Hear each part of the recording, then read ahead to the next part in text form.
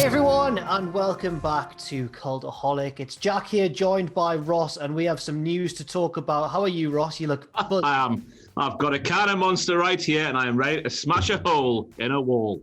Absolutely. We've got a lot of big news to talk about, so without any further ado, I'll just run through the headlines. First of all, a controversial WWE superstar has appeared once again on WWE TV. Next up, we take a look at very interesting plans for a returning Raw superstar. And finally, a huge special guest has been announced for this week's edition of AEW Dynamite. So, Ross, we'll start off with the news of a returning controversial WWE superstar to WWE TV. Can you reveal who that is? Yes, I can, Jack. The job of that man is none other than Jackson Riker, the forgotten son himself, who has taken that name for that stable way back in the day and brought it to life by becoming a rock star, who has had some children on the road and he's forgotten about them to be what's the phrase I'm looking for? A roadie? A roadie for Elias? Is that what he is now? I think so. He's aligned with him, isn't he? And he's like they're like Jarrett and Road Dogg back in the day. But worse. But maybe a little bit worse.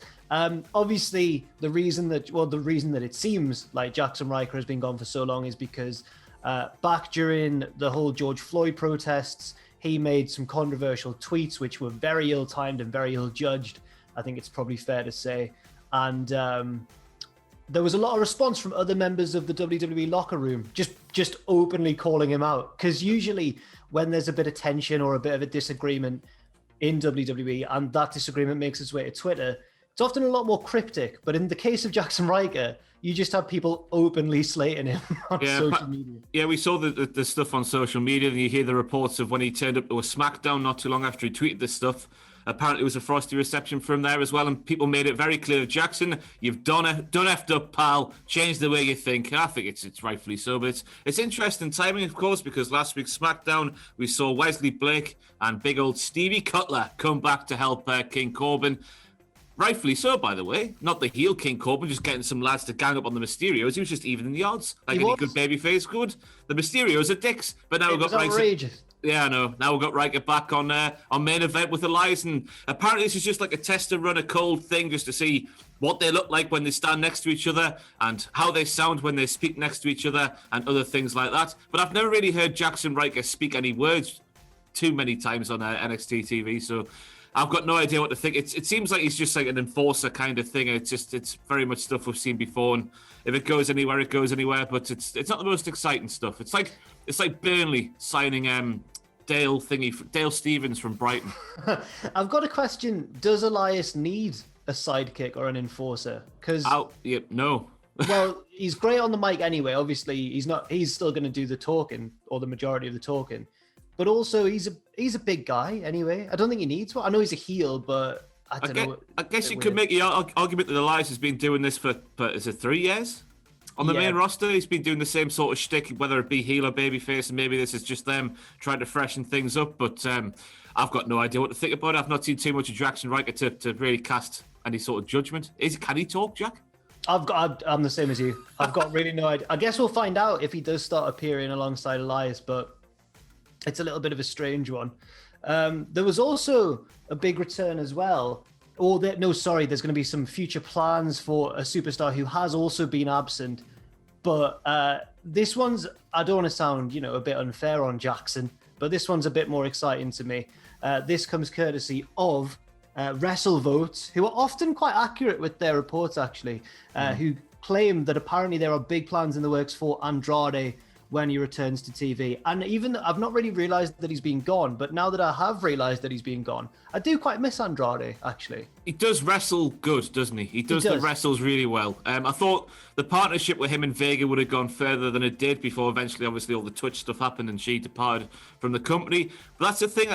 Andrade needs a mouthpiece at this stage, I think it's fair to say. And maybe it could be Charlotte Flair. That's what WrestleVotes are saying. They're suggesting that Charlotte's star power could be used to propel Andrade to the main event scene. And apparently the reason that they were never presented as a couple before that is obviously because of Zelina Vega and the fact that it wouldn't have really made much sense for him to go from she wasn't his manager, she was, his business associate. Yeah. And then suddenly he's hanging out with Charlotte. But now, as you say, now that Zelina's gone, that opens the door for Charlotte to, I guess, team up with him in some respect. Is Andrade the new Triple H? That's what I'm wondering. What, he's power played his way to the top, like getting a relationship with the daughter of a significant wrestling figure. Person of power. I've got no idea. It is interesting though, just to break this bit of news on this news video, that Charlotte and Andrade are actually in a relationship in real life. I don't know if many people knew that going off social media or anything, but it's why not? They're a couple in real life. They're gonna have chemistry that you can't really manufacture. Surely, being a couple for as long as they have been in real life. So why wouldn't it work? Why not put them together? And they both got that sort of like. Charlotte's like a pompous arsehole. Andrade can be a pompous arsehole. Just be pompous arseholes together. Why not? I think it's probably more likely to work than... Because originally when you were saying why not, I was going to say, well, Seth Rollins and Becky Lynch clearly did not feel comfortable working together in that way. But I don't think their characters mesh as well as... Charlotte and Andrade's. I don't think if Charlotte and Andrade got together, we'd have Michael Cole and Tom Phillips and whoever else going, did you know they're in a relationship? Did you know they are in a relationship? Did you know that those two people, they go home and sleep in the same bed together every 30 seconds? Hopefully they don't do that. I can't see that happening. I think another big reason as well is that Becky's really cool and Seth's kind of not as well, so it didn't really work. Charlotte and Andrade are both really cool. They're both really cool, so that might work. And they play the volleyball. They could be volleyball players. Just come down the ramp playing volleyball. Have you seen this on social media? You recently revealed to me that Charlotte was a volleyball player. Apparently so. She did it in her youth or something, but now she still does it to do some cardiovascular exercise. And what a great way to do those exercises is to have a bit of volleyball sessions with Manny, as we all know him. Yeah. Good old Manny. I'm going to break the order of the video slightly because that presents us with a nice little segue onto the happy news. Congratulations are in order, Ross, for Seth Rollins and Becky Lynch, actually, because they have had their baby daughter, and the daughter's name is Rue. R-O-U-X, I believe. Rue. Lash LaRue. Well, obviously big fans, yes. Big fans of the Raging Cajun. Woo, woo! That's how we used to do it back in the day. But yeah, I don't know what else you say, Jack. Congratulations. I know. Lovely, wholesome picture shared on Instagram last night of all the hands involved in the pregnancy. Yeah. Quite literally, 3 hands in the picture. Yeah, well done to them. Yeah, I can't think of... We can't really give any insight, can we? It's just happy news for them. I was there at the pregnancy. I can tell you, it lasted roughly 9 hours. I know exactly. But what can we say? Well done. Live on the scene. I actually delivered the baby. I was there. I think one thing I will say is that Becky will get some time off. I hope Seth gets a bit of time off as well. I know he's planned to, but I hope they get all the time off they want and need. What is the sort of like normal time you get off when you have a kid for a mother and a father? Got to be a few months. Yeah, I've got no idea, especially in WWE where everything's warped and different and strange. I don't know, but I hope they get loads of time off, and I hope they're really happy. That's a bit of nice news, isn't it? I like that. I'll tell you what, I reckon Becky Lynch could be back in a couple of weeks' time, because she was still, there was that picture, wasn't there, of her doing the elliptical while heavily pregnant. I reckon she's still got a six-pack, even though she's just given birth to a baby child. That made me feel terrible, because I can't be bothered to do exercise, and I'm not 8 months pregnant. Like, I don't, you know what I mean? It's Jack, outrageous. Some people have it and some people don't. It's just a fact of life, innit? Yeah, some people have the drive. We also have to give an update on a returning WWE superstar, because a little while ago, right, I believe it was us. I think we reported this, actually. We were the source, right? We have a source. Right. And the news that we broke was that Eva Marie would be returning to WWE. And then Monday Night Raw rolled round. No Eva Marie. SmackDown rolled round. No Eva Marie. And we looked quite silly. But PW Insider have come along with some extra info, which seems to suggest that actually our sources may have been correct, Ross. Yes, apparently she is internally listed as part of the WWE roster. We don't know, or they don't, or maybe, probably they do know, but it's just on a roster. It's not on a Raw roster or a SmackDown roster or an NXT roster. She's just listed as part of the roster internally. Yes, it says here, the PW Insider claim that Eva Marie is listed as a roster internally, so she's a member of the internal staff list, I suppose, but has not been officially assigned a brand. And she has been seen several times in and around Orlando, in the Performance Center sometimes as well, since September. So, I mean, it looks like they're preparing her for a return. Don't know why they held off. There were a lot of rumors that maybe, because around the time we made that report, it was shortly before Lana got her big title shot. Was Lana a fill-in for Eva Marie perhaps? I don't really know. I don't know. Lana's a fantastic case of long-term storytelling this year in 2020, isn't she? So I've got no reason to doubt that wasn't just a sort of off-the-cuff decision to put her in the Raw women's title picture scene. But who knows? Maybe PW Insider's source is the same as our source, and maybe it's just one big liar. That's the journalism. That's the journalism game, isn't it? You're only as good as your sources, and maybe ours is a crap one. But it would appear that if PW Insider are saying it, I think we're pretty much certain that Eva Marie is actually a part of WWE once again, and the return will happen soon-ish. Yes, I think so. And just a little brief interlude there, while we're on the topic of Lana, herself and Asuka have got themselves a women's tag team title shot as well for the upcoming TLC, taking on Shayna and Nia. Not a table match yet, though, is it? No, I don't think there's been a stipulation announced yet. I think they're going to win, you know? I think they're going to do it. It will be the moment that would sort of put all the rubbish we suffered in 2020. We would just, cast it to one side and we have a feel-good moment, relishing in Lana and Asuka winning the women's titles. Because, it's what we need this year. I thought, you see that video on Twitter the other day when they were doing or practicing some sort of TikTok dance or something? I don't know what they're called. I'm 28 years old and past it. But Lana sort of was in front of Asuka, and she jumped up and she full-on arsed Asuka in the chin. A KO blow. In the chin. She jumped up and arsed her in the face, yeah. That's very impressive. I'm trying to think of a way to... Matthew's really good at these on the podcast, isn't he? When he goes like, speaking of things, and then he'll go... Sega Mega Drive. Yeah. Crash Bandicoot. Just say one of those things. Speaking of jumping up and hitting someone in the face with your arse, I wonder how Mauro Ranallo would have called that. And Mauro Ranallo was actually given a rare interview with John Pollock of Post Wrestling. He had some very interesting things to say about his WWE run. So he said that, well, first of all, he was very complimentary of WWE, which kind of flies in the face of a lot of theories and stories that came out regarding his departure, and then he came back and then he departed again. But he was saying that he had some issues with some of the changes put into place at the broadcast booth. So Ronaldo said, I thought Jerry Lawler and Byron Saxton and I had instant chemistry. That was on SmackDown when he first started, I think. Wasn't it? Yes. I think so, yeah. Yeah. But they made the changes they felt they had to make. It's their company. I've proven I can work with almost anyone as a broadcaster, but there were many times when I was like, what is going on here? A 4-man booth, an 8-man booth. Someone on Twitter posted a picture that at one point there were literally 8 people on headsets. I get it, but that's not what I want as a commentator. And Mauro there's kind of echoing the sentiments of a lot of wrestling fans today. Too many commentators. Yeah, too many commentators. And obviously when you feel like you've got chemistry with somebody and that's then taken away and you sort of made to manufacture chemistry with somebody else, I guess that is going to be annoying, especially for a guy who's experienced as Mauro, who you would have think, bringing a guy in like Mauro who's got the track record that he does, just sort of like, maybe sit... I don't know what I'm trying to say here.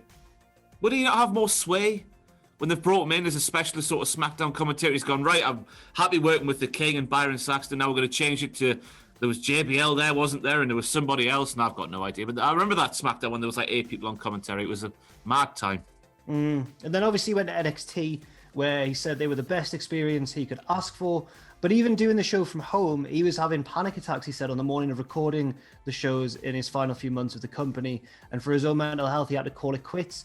He said, with all due respect, I didn't like what was happening and who was involved. All respect to all announcers, but I also believe in chemistry. Maybe I was the problem. On show day, I'm not a great guy to be around because I'm completely effing focused. Oh, I'm prepared and I expect everyone else to be the same. There was another reason. I'm a play-by-play announcer and I think I'm one of the better ones in the business, but I need to be left alone at times. So maybe he thought there was too much talking over him, perhaps. Maybe his prior experience with, legitimate sports kind of changed the idea of what he had in his head of what the right rhythm of a broadcast should be when you're announcing. Perhaps he thought he should have a bigger share of the talking. I don't know. Don't really what he means. That last line there seems to tell me that production, somebody was in his ear too much telling him what to say and how to say things, and he was just saying, just leave me alone, I know what I'm doing, which going off, as I say, his track record, when you just listen to the guy go, he's very unique as Mauro, and there's not, I don't think there's anybody really better as a play-by-play commentator in wrestling today, is there? Just not in wrestling, but the only other candidate I can think of in all combat sports is probably Snoop Dogg. On recent evidence, but I mean that was just a dream team, him and Mauro together. Also, speaking of, I'm getting the hang of these segues now. Speaking of celebrities getting involved in wrestling, as Snoop Dogg once did, there is a huge special guest announced for this week's AEW Dynamite. Are you looking up at what he would be just looking at his head? It's just up there. It's a very, very large man. It's none other than Shaquille ONeal. He'll be appearing on AEW, apparently with Tony Schiavone. I'm guessing Tony's going to do some sort of interview segment with him, and he's going to address, I'm assuming, what recently happened. So for those who didn't see it, it was a segment with a lot going on. Cody was in the ring. He was interrupted by Jade Cargill, who was making her debut, so we'd never seen her on Dynamite before. She said, "You're not a giant killer, Cody. I know a real giant. You've got a small willy, Cody." She said that as well. Yes, I forgot about that. Said, "I know a real giant, and his name's Shaq." And then before we had time to even properly digest what she meant, and that she actually did mean the Shaquille O'Neal, Brandy came out and cut like the promo of a lifetime on her. And that was it for a while. There's not really, it's all died down a bit since then. But apparently this week we are going to see Shaquille O'Neal. Yeah, we had the segment the week after where Jade attacked Brandy backstage and broke her arm. Yes. Where Brandy reacted like she just suffered a paper cut or something. But after we saw Sting last week, it's got me thinking of the team of Sting and Cody taking on Shaq and somebody else. And I hope they don't. But imagine if they did. Imagine if they did. I can't think. Because it's obviously, we saw the stuff with Jade. It happened in 2 consecutive weeks. And then it went quiet. And then Sting's there. And Sting's looking at Cody. And yes, I guess you could say it's like more linked to Darby Allin because the stare down between Sting and Darby was a lot more intense. But Sting gave Cody a good look. He did. So maybe Sting's there to fight Shaq. I just assumed that he gave him a look because Cody's always talked about how Sting's his favorite wrestler when he was a kid.